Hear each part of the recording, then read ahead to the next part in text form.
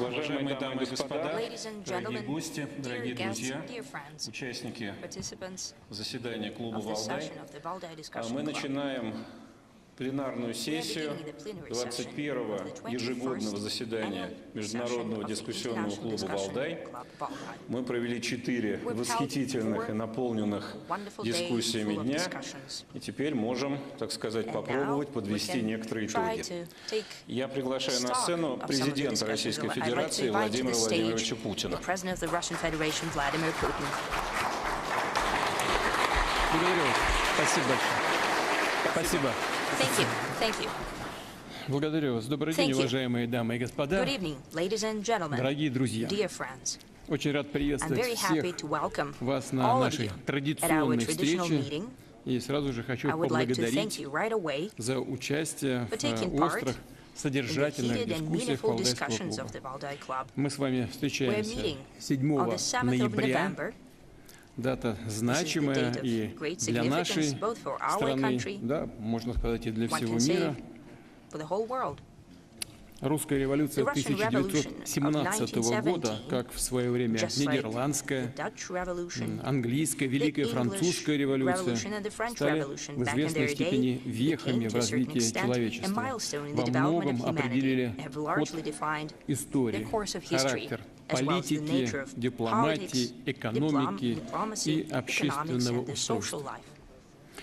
Нам с вами также выпало жить в эпоху кардинальных, по сути, революционных перемен.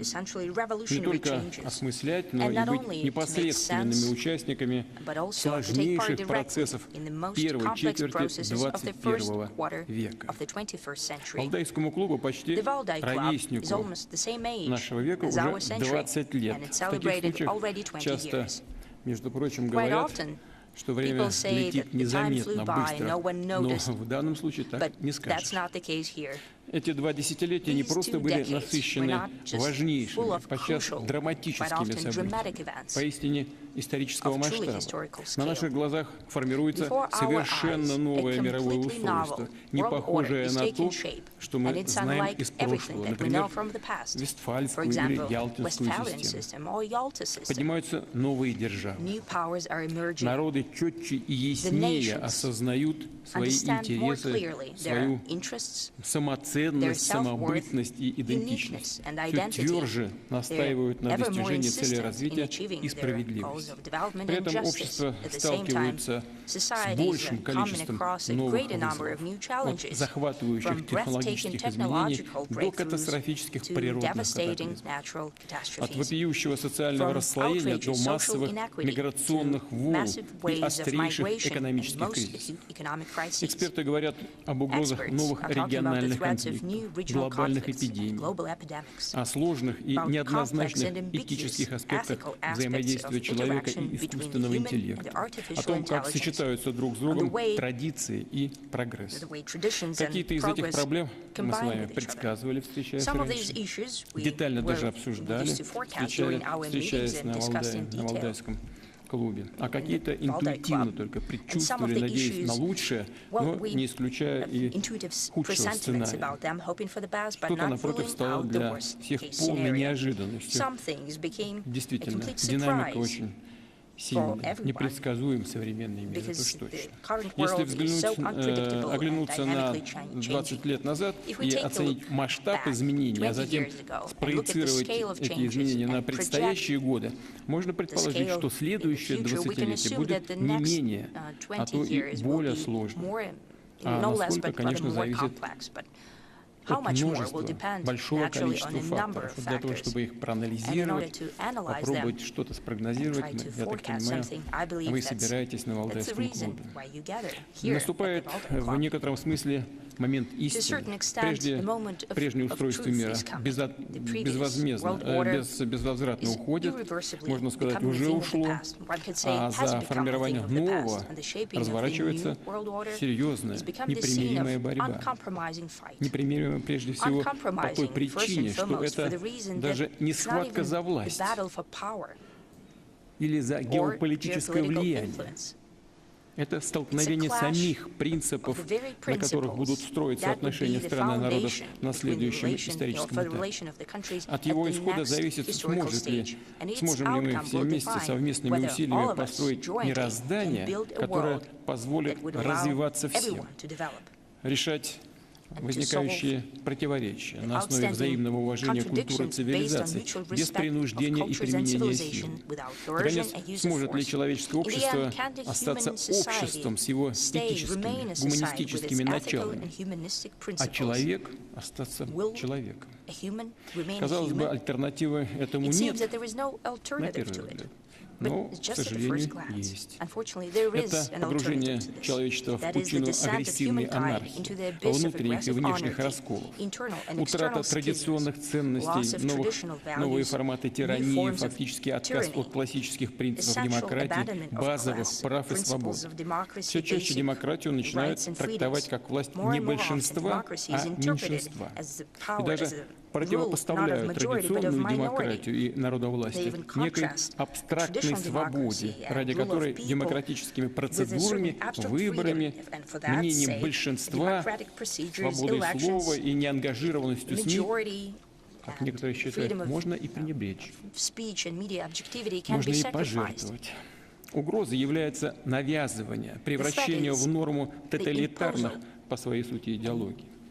Что мы видим на примере западного либерализма, сегодняшнего западного либерализма, который выродился, полагаю, в крайнюю нетерпимость и агрессию к любой альтернативе, к любой суверенной и независимой мысли.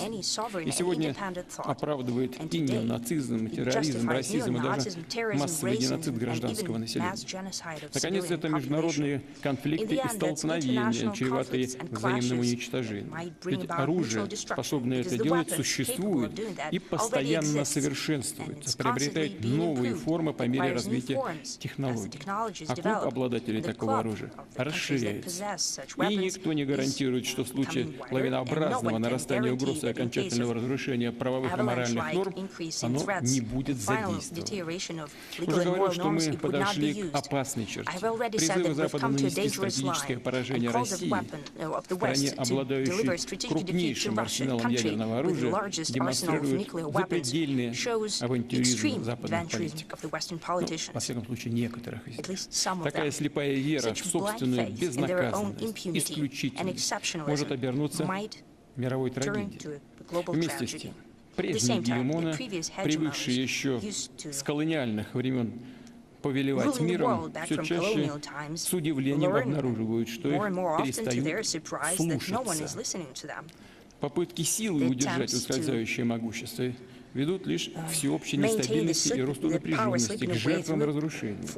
А вот такого результата, к которому стремятся желающие сохранить свою абсолютную, безраздельную власть, такие попытки все равно не обеспечивают успеха. Потому что ход истории остановить невозможно. Вместо того, чтобы осознать тщетность своих устремлений, объективный характер перемен, некоторые западные элиты кажутся готовы пойти на все, чтобы не допустить появления новой международной системы, отвечающей интересам мирового большинства. Политики Соединенных Штатов, например, и их союзников в последние годы все более заметен принцип «не доставайся же никому». Если не с нами, то против нас. Эта формула, она очень опасна. Потому что и у нас, и во многих странах мира есть такая поговорка. Как аукнется, так и откликнется. Хаос, системный кризис уже нарастает и в самих странах, которые пытаются проводить такую политику. У них самих претензии на исключительность, на либерально-глобалистское мессианство, на идеологическую и военно-политическую монополию все больше истощает те страны, которые пытаются проводить такую политику, толкают мир к деградации, вступают в явное противоречие с подлинными интересами самих народов Соединенных Штатов Америки и европейских стран. Уверен, что рано или поздно на Западе это поймут, ведь в основе его былых великих достижений всегда лежал именно прагматичный, трезвый подход, основанный на весьма жесткой, порой циничной, но рациональной оценке происходящего и собственных возможностей. И в этой связи хочу вновь подчеркнуть, в отличие от наших оппонентов, Россия не воспринимает западную цивилизацию как врага, не ставит вопрос «мы» или «они». Еще раз повторю, кто не с нами, тот против нас. Мы же так не говорим никогда. Мы не хотим никого ничему учить, никому навязывать свое мировоззрение. Наша позиция открыта, и она заключается в следующем. Запад накопил действительно огромные человеческие, интеллектуальные, культурные, материальные ресурсы, благодаря которым он может успешно развиваться, оставаясь одним из важнейших элементов мировой системы. Но именно одним из наравне с другими активно развивающимися государствами и группами стран. Ни о какой гегемонии в новой международной среде речи быть не может. И когда, допустим, в Вашингтоне и в других западных столицах осмыслят, признают этот неопровержимый, непреложный факт, процесс выстраивания мировой системы, соответствующей вызовам будущего, вступит, наконец, в фазу подлинного созидания. Дай Бог, чтобы это произошло как можно скорее. Это в общих интересах, в том числе и прежде всего самого Запада. Пока же нам, всем тем, кто заинтересован в создании справедливого и прочного мира, приходится тратить слишком много сил на преодоление деструктивных действий наших оппонентов, цепляющихся за собственную монополию. Ну, это же очевидно. Это происходит. Но это все видят. И на самом Западе, и на Востоке, и на Юге, везде видят. Пытаются сохранить власть и монополию. Очевидные вещи. Эти усилия можно было бы направить с гораздо большей пользой и отдачей на решение действительно общих проблем, которые затрагивают всех. От проблем демографии и социального неравенства до климатических изменений, продовольственной безопасности, медицины и новых технологий. Вот над чем нужно было бы думать и над чем всем действительно нужно работать, всем заниматься. Позволю сегодня несколько таких философских вступлений, у нас же дискуссионный клуб, так что надеюсь, это будет в струе тех дискуссий, которые шли здесь до сих пор. Уже говорил, мир кардинально и необратимо меняется. От предыдущих версий устройства мировой системы он отличается сочетанием параллельным существованием двух, казалось бы, взаимоисключающих явлений. Быстро растущей конфликтностью, фрагментацией политического, экономического, правового поля, это с одной стороны, и сохраняющейся теснейшей взаимосвязанностью всего мирового пространства с другой. Это может восприниматься как некий парадокс, ведь мы привыкли к тому, что описанные тенденции обычно просто идут одна за другой, сменяют друг друга, век за веком. Эпохи конфликтов и разрыва связи чередуются с более благоприятными периодами взаимодействия. Такова динамика исторического развития. Получается, что сегодня это не работает. Но попробуем немножко порассуждать на эту тему. Острые, принципиальные, эмоционально наполненные конфликты, конечно, значительно осложняют мировое развитие, но не прерывают его. На месте разрушенных политическими решениями и даже военными средствами цепочек взаимодействия возникают другие, да, гораздо более сложные, иногда запутанные, но сохраняющие экономические и социальные связи. Мы увидели это на опыте последних лет. Совсем недавно коллективный Запад, так называемый коллективный Запад, предпринял беспрецедентную попытку отлучить Россию от мировой системы экономической и политической. Объем санкций, карательных мер, применяемых в нашей стране, не имеет аналогов в истории. Наши оппоненты предполагали, что нанесут России сокрушительный нокаутирующий удар, от которого она уже просто не оправится, перестанет быть одним из ключевых элементов международного реформы. Думаю, нет нужды напоминать, что произошло в реальности. Сам факт того, что юбилейный Валдай собрал такую представительную аудиторию, говорит, мне кажется, сам за себя. Ну, дело, конечно, не в Валдае, дело в реалиях, в которых мы живем, в которых Россия существует. России нужна мир, и никакие решения ни вашингтонских, ни брюссельских, якобы начальников над другими не способны изменить это. То же самое относится и к другим решениям. Против мощного течения не выплывает даже тренированный пловец, какие бы ухищрения и даже допинги он не использовал. А течение мировой политики мейнстрим направлен в другую сторону, противоположную устремлениям Запада, от нисходящего гегемонистского мира к восходящему многообразию. Это очевидная вещь. Как у нас в народе говорят, к бабке ходить не нужно. Это очевидно.